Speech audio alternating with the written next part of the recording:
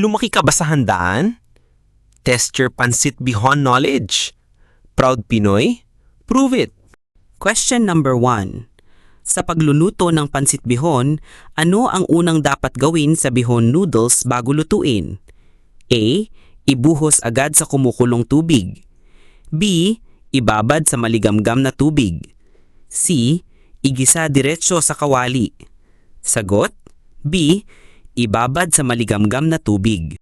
Saan galing ang salitang pansit? Sa salitang Kastila na ibig sabihin na ay pagkain?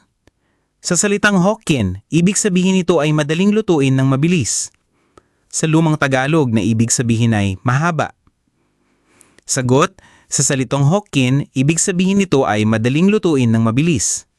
Ano ang dahilan kung bakit hindi dapat lutuin ng matagal ang bihon noodles? A. Magiging mapait. B. Madaling masunog. C. Maging sobrang malambot at dudurog. Sagot, C. Maging sobrang malambot at dudurog.